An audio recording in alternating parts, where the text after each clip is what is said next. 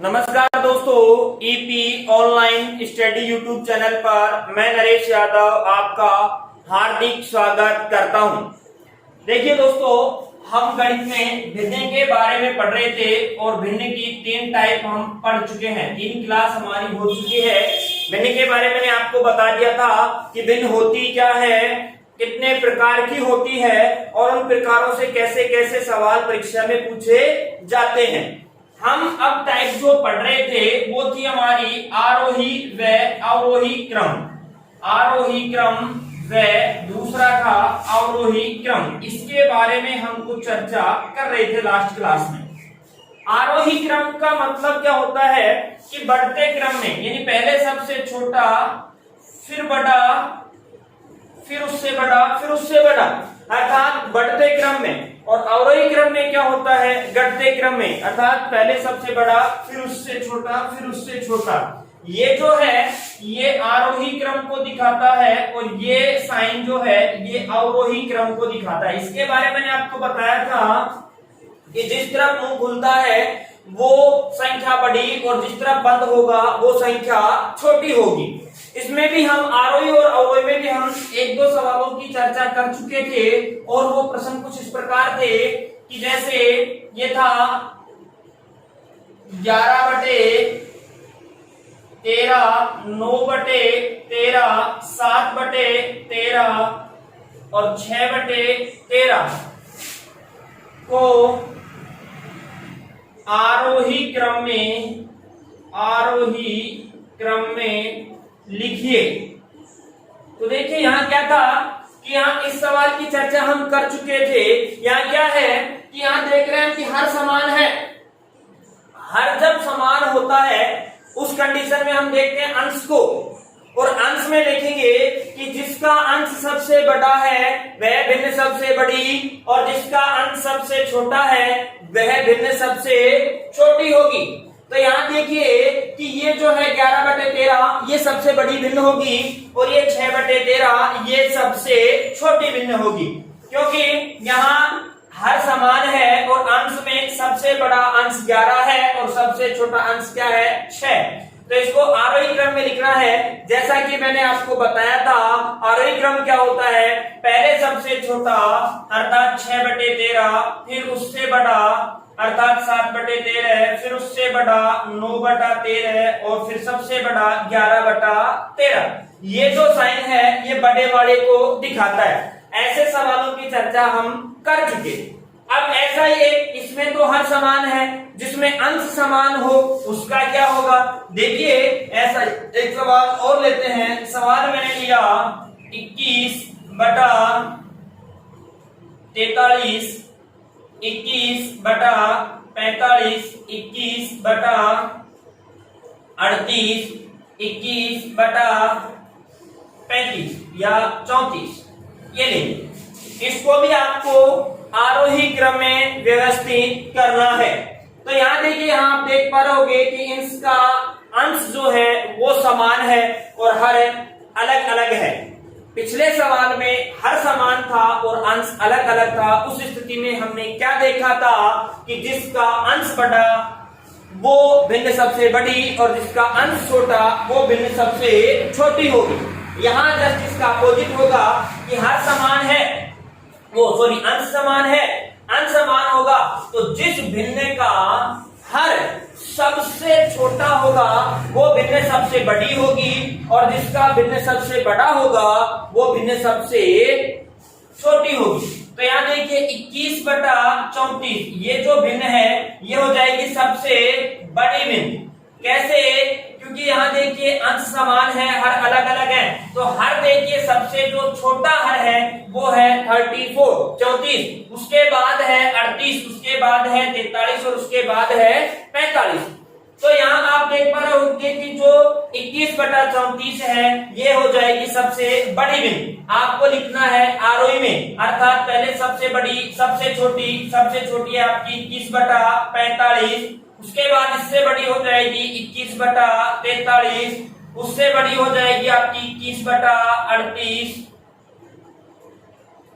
उससे बड़ी हो जाएगी आपकी 21/34। ये हो गया इसका आरोही क्रम। देखिए सबसे छोटी भिन्न 21/45। आपको सवाल ने क्या कहा था, इसको आरोही क्रम में लिखना है, तो 21/45 सबसे छोटी, फिर 21/43 उससे बड़ी, फिर 21/38 उससे बड़ी, और फिर 41/34 सबसे बड़ी भिन्न हो जाएगी। ऐसे सवालों की चर्चा हम पिछली क्लास में कर चुके थे। अब कुछ अलग, जिसमें ना हर समान हो और ना ही अंश समान हो, ऐसे प्रश्नों को कैसे हल करेंगे। तो देखिए ऐसे प्रश्नों को हल करने के लिए देखिए, जैसे मैंने लिखा 2/5, 3/7, 4/11, 5/9 को या मैं दूसरी सबसे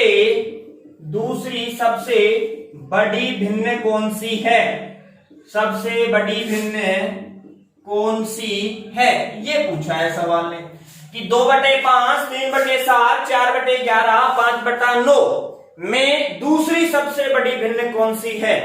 अर्थात इसको हम अवरोही क्रम में लिख देंगे, उसके बाद जो दूसरे नंबर पे भिन्न आएगी उसका हमें पता लगाना है। तो इसके बहुत सारे तरीके हैं, लेकिन अपने को केवल इस टाइप के लिए अपने को पुराना तरीका ही अपनाना है बड़ी और छोटी भिन्न ज्ञात करने के लिए। अगर आप दूसरे तरीके में फंस गए तो कंफ्यूज हो जाओगे, और परीक्षा में हमें समय इतना तो मिलेगा कि हम इसको हल ऐसा कर सकते हैं। कैसे? आप सिंपल जो पहले काम करते थे वैसा करिए, यानी 2 में 5 का भाग लगाइए और 2 अंकों तक लगाइए, उससे पता लग जाएगा कौन सी भिन्न सबसे बड़ी और कौन सी भिन्न सबसे छोटी। आपने भाग लगाया 2/5, अर्थात 2 में नहीं जा रहा 0 ये 20 हो गया, 5 चौक 20, और उसके आगे भाग नहीं पूरा हो गया तो आपने लगा दिया 0, अर्थात ये इसमें गया 0.40। उसके बाद हम बात करें 3/7 की, तो यहां भी देखिए दोस्तों ये 30 हो गया और ये हो जाएगा 728 यानी 4। अब देखिए अगर आप 1 अंक तक लगा रहे थे तो 1 अंक दोनों के समान आ गए, इसलिए हम 2 तक लगाएंगे। अगर कोई 2 संख्याओं के 2 अंक भी समान आ जाते हैं तो हम भाग लगाएंगे 3 अंकों तक। लेकिन बहुत ही सिंपल काम होगा वो, जहां तक है 1 अंक तक ही भाग लगाने के बाद हमें पता लग जाएगा कि कौन सी भिन्न सबसे छोटी और कौन सी भिन्न सबसे बड़ी। तो यहां देखिए 7 चौक 28, आपका कितना बच गया, 2 बच गया, 20 हो गए, 7 दूनी 14। उसके बाद दोस्तों है 4/11, 4/11 में फिर वही ये 0 हो गया यानी 40 हो गया, तो 11 तिया 33, कितना बचा, 7 बचा, 7 से 70 हो गया तो 11 6 66। उसके बाद आया आपका लास्ट में 5/9, और 5/9 में वही 50 हो जाएंगे, तो 9 पंजा 45, 5 बच गए वापस से, फिर 9 पंजा 45। तो यहाँ आपने देखा कि 2 अंकों तक आपने भाग लगा लिए, 2 अंकों तक भाग लगाने के बाद आपको पता लग गया होगा कि कौन सी भिन्न सबसे छोटी और कौन सी भिन्न सबसे बड़ी। तो यहाँ देखिए, यहाँ आपने देखा 0.40 आया, यहाँ 0.42 आया, यहाँ 0.36 आया, यानी सारी की सारी 0 पॉइंट से शुरू हो रही है। तो इसका मतलब इनका जो अंतर लगेगा वो पहले अंक से या दूसरे अंक से पता लगेगा हमें। तो यहाँ आपने देखा कि 0.55 ये है सबसे बड़ी, उसके बाद 0.42 है, यानी ये आ जाएगी पहले नंबर पे बड़ी में, ये दूसरे नंबर पे सबसे बड़ी, और ये तीसरे नंबर की सबसे बड़ी, और ये चौथे नंबर की सबसे बड़ी भिन्न हो जाएगी। बहुत ही आसान तरीका है, बहुत ही जल्दी हो जाएगा। तो पहले इसको हम अवरोही क्रम में लिख रहे हैं, पहले इसको कौन से क्रम में लिख रहे हैं, अवरोही में लिख लो या आरोही में लिख लो, कोई फर्क नहीं पड़ता। सवाल है दूसरी सबसे बड़ी भिन्न, तो अवरोही में लिखोगे तो पहले सबसे बड़ी आएगी, फिर उसके बाद उससे छोटी आएगी, तो सबसे बड़ी क्या आई, 5/9। आपको ऑप्शन में 5/9, 4/7 ये मिलेंगे, ये नहीं मिलेंगे, 0.40, 4 ये नहीं मिलेगा आपको। फिर उसके बाद दूसरे नंबर पे देखिए ये दिखाता है अवरोही क्रम को, दूसरे नंबर पे जो आपका आएगा वो आएगा 3/7, तीसरे नंबर पे आएगा 2/5, और दोस्तों सबसे लास्ट में जो भिन्न आएगी वो आएगी 4/11। अब जो आपको उत्तर पूछ रहा था सवाल वाला, वो पूछ रहा था दूसरी सबसे बड़ी, तो ये पहली हो गई, और दूसरी सबसे बड़ी जो हो गई वो हो गई 3/7, और यही आपका क्या होगा, सही उत्तर होगा। तो सिंपल सा काम आपको करना है, भाग लगा के देखना है इस भिन्न में, क्योंकि एक सवाल सीधा सीधा आता है अवरोही और आरोही क्रम का, हर एक एग्जाम में आता है लगभग। तो आपको पता होना चाहिए कि इसमें सबसे बड़ी कौन सी है, सबसे छोटी कौन सी है। तो आप सिंपल भाग लगा के चेक करना। उसके बाद ऐसा ही एक सवाल और लेते हैं, फिर आगे बढ़ेंगे इसमें। ऐसा ही एक सवाल और है, देखिए नेक्स्ट क्वेश्चन की बात हम करें।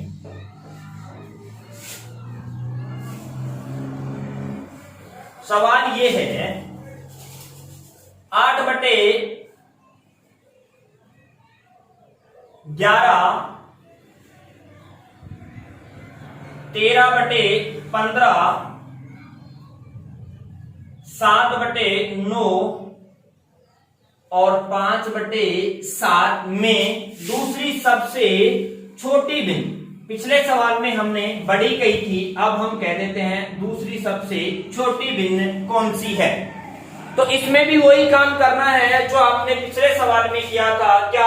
सिंपल वही कि भाग लगा के चेक करोगे। यहाँ 8/11 भाग लगाया आपने, वही काम 0 फिर ये 80 हो गए तो 11 7 77, 3 बच गया दोस्तों 30 हो गए तो 11 दूनी 22। उसके बाद हम 13/15 की बात करते हैं, तो आपने भाग लगाया, ये हो गया 130 और 15 अंठा कितना होता है 120। उसके बाद 10 बच गए 100 हो गए तो 15 6 की 90। 7/9 तो यहां भी वही काम 0 ये 70 हो गया दोस्तों, 70 हो गया तो 9 7 63, फिर 7 बच गया, फिर 70 हो गया, फिर 9 7 63। उसके बाद दोस्तों 5/7 है, उसमें आपने लगाया ये 50 हो गया, 7 7 49, 1 बच गया 10 हो गया, 7 एकम 7। आपने देखा कि यहाँ 3 अंक 7 पे शुरू हो रहे, इसलिए हम 2 अंकों तक जा रहे हैं। 2 अंक में देखिए दोनों अलग अलग आ रहे हैं, यहाँ 2 आ रहा है, यहाँ 7 आ रहा है, यहाँ 1 आ रहा है, यहाँ तो है अलग। अब आपको दूसरी सबसे छोटी भिन्न दिखानी है। अब दूसरी सबसे छोटी भिन्न बतानी है तो पहले आप इसे आरोही क्रम में लिख लो। तो इसका जो आरोही क्रम होगा दोस्तों, वो आरोही क्रम मतलब सबसे छोटी। तो सबसे छोटी भिन्न आप देख पा रहे होगे कि 0.71 सबसे छोटा है, फिर 0.72 उससे बड़ा है, फिर 0.77 उससे बड़ा, और फिर 0.86 सबसे बड़ा। तो यहाँ 0.71 सबसे छोटा अर्थात 5/7। ये आरोही क्रम है, आरोही क्रम में ये वाला साइन लगता है। उसके बाद आ जाएगा आपका 8/11, फिर आ जाएगा आपका 7/9 और दोस्तों लास्ट में आ जाएगा आपका 13/15। सवाल ने पूछा था कि दूसरी सबसे छोटी भिन्न कौन सी है। तो दूसरी सबसे छोटी भिन्न देखिए, ये सबसे छोटी और ये उससे छोटी, अर्थात ये 8/11 जो है ये आपका सही उत्तर होगा। तो इस प्रकार के सवाल दोस्तों परीक्षा में बहुत सारे पूछे जाते हैं। तो हम और भी सवालों पे चर्चा करेंगे कि जो कैसे आते हैं। ये ऐसे सवाल आपको समझ में आ जाएंगे क्योंकि यहां से सवाल परीक्षा में पूछा जाता है। नेक्स्ट क्वेश्चन देखिए अगला जो सवाल है वो यह है 4/9 √9/49 0.45 के ऊपर ये बिंदी लगाई है। मैंने आपको दशमलव भिन्न पढ़ाया था, उस समय भी बताई थी एक बार कि जब भी ये अशांत दशमलव होता है, इसके बारे में एक बार फिर बता देता हूं कि अशांत दशमलव भिन्न होती है, अशांत दशमलव है, उसको हम 3 तरीके से रिप्रेजेंट कर सकते हैं। कैसे, यही ले लेते हैं हम। एक तो मैं इसको लिखता हूं 0.454545, ये भी है। उसके बाद इसको मैं लिखता हूं 0.45 के ऊपर 12, और इसको ये भी लिखा जा सकता है 0.45। इन तीनों का मतलब यही है। और दोस्तों ये मैंने बताया था कि अशांत में भी कौन सी है, ये अशांत में भी दोस्तों अगर आपसे पूछ ले तो ये आवर्ती है, अर्थात जिनके आवर्ती का क्रम, जिनके अंकों की पुनरावृत्ति या क्रम हमें पता हो, वो कहलाती है अशांत आवर्ती दशमलव भिन्न। तो यहां देखिए 4 5 4 5 4 5 ये बार बार आता रहेगा। इसका मतलब भी यही हुआ कि जिसके ऊपर ये बार है, ये 4 5 4 5 4 5 ये आता रहेगा। इसके ऊपर मैंने ऊपर 2 बिंदी लगा दी अलग अलग। अगर मैं अकेले 5 के ऊपर लगाता तो इसका मतलब 5 ही बार बार आ रहा है। और यहां मैंने 4 के ऊपर भी लगा दिया तो इसका मतलब 4 5 4 5 4 5 ये ही लगातार वापस में आ रहे हैं। तो यहां देखिए दोस्तों, इसको ऐसा लिख दिया, कोई फर्क नहीं पड़ना चाहिए। देखिए अब इसको हल करते हैं हम पिछले सवाल की तरह। ये 4/9 है, इसका रिजल्ट क्या आएगा 0. ये 40 हो गए तो 9 चौक 36। उसके बाद दोस्तों वापस से अपना कितना बचेगा 4 बचेगा, 40 होगा तो 9 चौक 36। ये यही आएगा बार बार, तो मैं इसको भी लिख सकता हूं ऐसे बार, या फिर इन दोनों के ऊपर बार ऐसे भी मैं लगा सकता हूं, क्योंकि इन्हीं का पुनरावर्तन हो रहा है बार बार। 4 बच रहा है, 9 चौक 36, 9 चौक 36, 9 चौक 36 आता जाएगा। नेक्स्ट में देखिए ये 9/49 है और इसके ऊपर भी अंडर रूट लगा दिया उसने। तो क्या आप लोग जानते हो 9 का वर्गमूल क्या होता है दोस्तों 3 और 49 का क्या होता है 7। तो इसको आपने हल किया तो निकल के आया 3/7। अब आप इस 3/7 को हल करने जाओगे तो क्या आएगा वही 0. आपने भाग लगाया, ये हो गया 7 चौक 28 दोस्तों, 2 बच गए, 20 हो गया, 7 दूनी 14, यानी ये आ गया आपका 0.42। 2 अंकों तक लगाना। देखिए यहाँ आया आपका 0.44, इसको लगाओ तो लगाओ मतलब, और यहाँ आया 0.42। ये दे ही रखा है पहले से ही 0.45। अगला जो है वो है आपका 0.8 का स्क्वायर। तो आप 0 को तो भूल जाओ थोड़ी देर के लिए और आप याद रखो 8 का स्क्वायर। 8 का स्क्वायर होता है दोस्तों 64, ये लिख दिया आपने। अब ये 0 है, ये 1 अंक के बाद है दशमलव, वर्ग करने के बाद ये 2 अंक बाद लग जाएगा, अर्थात 1 2, तो ये आ जाएगा 0.64। अब आपको पूछा है सबसे छोटी। देखिए ये आया 0.45, ये आया 0.42, ये आया 0.45 और ये आया 0.64। तो सबसे छोटी पूछा, अर्थात आरोही क्रम में लिखते पहले इसको। जब आप इसको आरोही क्रम में लिखोगे तो पहले सबसे छोटी आएगी। सबसे छोटा आपको दिख रहा है, ये है क्या है √9/49। फिर उससे बड़े की बात कर रहा है तो है 4/9। फिर उससे बड़े की बात कर रहा है तो ये दे रखा है 0.45 और सबसे बड़ा हो गया दोस्तों 0.8 का स्क्वायर। तो इसने सवाल ने जो पूछा है वो पूछा है सबसे छोटी संख्या कौन सी है। तो सबसे छोटी संख्या हो जाएगी दोस्तों √9/49। ये SSC 10+2 में आया हुआ सवाल है दोस्तों। इसी प्रकार के कुछ सवाल परीक्षा में पूछे जाते हैं। तो यहां इसको दोबारा समझिए कि 4/9 में आपने भाग लगाया, 0.44 आ गया, कोई दिक्कत नहीं होनी चाहिए। उसके बाद यहां 9/49 था, इस 9/49 को आपने हल किया तो क्या निकल के आया सामने, भाई ये वर्गमूल में है तो पहले आप इसका वर्गमूल हटाइए। 9 का वर्गमूल होता है 3 और 49 का होता है 7। फिर वही काम किया, आपने भाग लगाया तो आया 0.728, 2 बच गए, 7 दूनी 14 और फिर ये चलेगा आगे। अपने को 2 अंकों तक लगाना है। उसके बाद ये दे रखा है 0.45, इसमें किसी प्रकार का कोई परिवर्तन नहीं करना।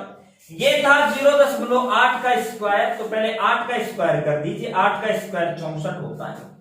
1 अंक बाद दशमलव, जैसे आप स्क्वायर करोगे तो 2 अंक बाद लग जाता है, अर्थात 0.64 और यही आपका क्या होगा सही। तो अब देखिए सबसे बड़ी हो गई ये, उसके बाद उससे छोटी हो गई ये दूसरे नंबर पे, उसके बाद तीसरे नंबर पे ये, और सबसे छोटी हो गई दोस्तों ये। तो आपसे सबसे छोटी के बारे में पूछा गया था, तो सबसे छोटी बिन हो जाएगी आपकी 9/√49। तो ये था आपका ये। अब दोस्तों अगली टाइप, ये था आपका आरोही और अवरोही क्रम। आरोही और अवरोही क्रम में जैसे जैसे सवाल आते हैं वैसे वैसे मैंने चर्चा कर। बाकी की प्रैक्टिस आप करना, जितनी प्रैक्टिस करोगे गणित उतनी ही समझ में आएगी। अब हम अगली टाइप की बात करते हैं। नेक्स्ट टाइप जो भी होगी, नेक्स्ट टाइप हमारी है अशांत आवर्ती, यानी परिमेय संख्याओं को। एक बार ये लिख देता हूं, परिमेय संख्याओं को, परिमेय संख्याओं को P/Q के रूप में बदलना। रूप में, वैसे होती p बटा q है, परिमेय संख्या होती क्या है, वे संख्या जिसे p बटा q के रूप में लिख सकते हैं, लेकिन उनको बदलना सीखेंगे हम, में बदलना, रूपांतरित करना। तो देखिए इसका क्या मतलब है। और परिमेय में भी देखिए हम कौन सी परिमेय संख्या हम बदलेंगे, या परिमेय संख्याओं को p बटा q नहीं, हम बदलेंगे अशांत आवर्ती दशमलव भिन्न संख्या। तो यहां देखिए दोस्तों, सबसे पहले एक उदाहरण से चर्चा करते हैं। उदाहरण लिया मैंने लिया कि 0.444 और ये दोस्तों लगातार चल रहा है, को p बटा q के रूप में लिखो, क्यों p बटा q के रूप में बदलो या लिखो। तो यहां क्या हो जाएगा, यहां इसको 0.44 को आप 0.4 के ऊपर बार भी लिख सकते थे, या 0.4 और इसके ऊपर दशमलव भी लगा सकते थे। तो इसमें आपको कंफ्यूज होने की कतई जरूरत नहीं है कि ये आ गया तो भी यही बात है और ये आ गया तो भी यही बात है। ध्यान रखना, ये सवाल 0 से शुरू हो रहा है। पहले हम 0 से शुरू होने वाले की बात करेंगे, फिर उसके बाद कोई संख्या से शुरू होने वाले सवालों की चर्चा करेंगे। तो ये है 0.4 के ऊपर बार, तो इसको p बटा q के रूप में बदलना है। पहले मैं इसका बेसिक करवा देता हूं, फिर इसके हम ट्रिक पे जाएंगे। बेसिक क्या कहता है कि बेसिक ये कहता है कि मान लिया हमने कि माना ये x बराबर 0.44, कितनी बार लिख दो, जितनी आपकी मर्जी, एक बार, दो बार, लगातार चल रहा है। हमने मान लिया ये 0.44 की आपकी समीकरण नंबर 1 है। प्यारे दोस्तों, आप देख पा रहे हो यहां कितने अंकों की पुनरावृत्ति हो रही है, यहां केवल एक अंक की पुनरावृत्ति हो रही है, वो एक अंक है हमारा 4। यहां आप ये मत कह देना साहब 3 अंकों की पुनरावृत्ति, 3 अंक नहीं है, 3 बार लिखा है मैंने इनको, 4 बार भी लिख सकता था, 5 बार भी लिख सकता था, कितनी बार लिख सकता था। तो यहां एक अंक है वो है 4, इसकी पुनरावृत्ति हो रही है, बार बार आ रहा है।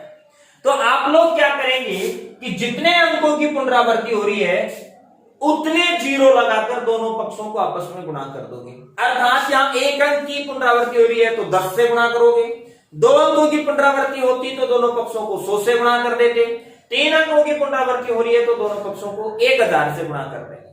तो यहां हमने देखा कि यहां एक अंक की पुनरावृत्ति हो रही है, इसलिए पूरा लिख के बता रहा हूं आपको कि दोनों पक्षों को 10 से गुणा करने पर, 10 से गुणा करने पर, अब 10 से गुणा क्यों किया ये मैंने आपको बता दिया, क्योंकि एक ही अंक की पुनरावृत्ति हो रही है। अगर 2 की होती तो भी 100 से, 3 की होती तो 1000 से, ऐसे करते, लेकिन यहां एक ही अंक की पुनरावृत्ति हो रही है, इसलिए हम किससे गुणा करेंगे, 10 से। ये हो गया आपका 10x, ये हो गया आपका 0.444 और गुणा 10, कितनी बार लिखूं, यहां ये 10x ऐसा कैसा, और ये देखिए जब आप 0 से गुणा करोगे दशमलव 1 अंक आगे चला जाएगा, 100 से गुणा करते 2 अंक आगे चला जाता, 1000 से गुणा करते 3 अंक आगे चला जाता, ये लगातार चले जाए आपका। तो ये आ जाएगा आपका 4.444, ये लो भाई, ये बन गई समीकरण नंबर 2। अब क्या करेंगे, हमें x का मान चाहिए, x बराबर ये मान लिया था हमने, और ये x ये है दशमलव भिन्न है, इसको हम p बटा q के रूप में बदल रहे हैं। तो अब क्या करेंगे, समीकरण 2 में से समीकरण 1 को घटा दो, लिख देता हूं मैं, समीकरण 2 में से समीकरण 1 को घटाने पर, तो समीकरण का बायां भाग बाएं भाग से घटता है, दायां भाग दाएं भाग से घटता है, लेफ्ट हैंड साइड से सब्ट्रैक्ट होता है, और राइट हैंड साइड से सब्ट्रैक्ट होता है। तो यहां देखिए 10x में से आप 1x निकालोगे तो ये बचेगा 9x, यहां 4.44 में से 0.44 निकालोगे तो आएगा केवल 4। यहां से x का मान चाहिए था तो ये जाएगा आपका 4/9, और ये इसका p बटा q का रूप है। यहां तक की बात समझ में आ गई होगी, परंतु ये पूरी रामायण अपने को परीक्षा में नहीं करनी। अगर ये रामायण करने बैठ गए तो हमारे 3-4 क्वेश्चन छूट जाएंगे कम से कम। तो आपको करना क्या है, इसका अब ट्रिक देखिए, ट्रिक क्या कहती है इसकी। ट्रिक ये है कि आपने देखा कि एक अंक की पुनरावृत्ति हो रही है, तो एक अंक की पुनरावृत्ति हो रही है तो जिस अंक की पुनरावृत्ति उसको ऐसा कैसा लिख लो, और अगर 1 अंक की पुनरावृत्ति हो रही है तो 1 9 लगा दो, और अगर 2 अंक की पुनरावृत्ति हो रही है यहां 2 9 लगा दो, 3 की हो रही है तो 3 9 लगा दो। तो ये आ गया आपका 4/9। यहां से भी देखिए 4/9 आया था इतनी रामायण करने के बावजूद, और यहां से भी 4/9 आया है, जो मात्र 1 या 2 सेकंड में आपका आंसर आ गया। तो आपको परीक्षा में ये वाला तरीका अपनाना है दोस्तों। बाकी की बात करेंगे हम लोग नेक्स्ट क्लास में।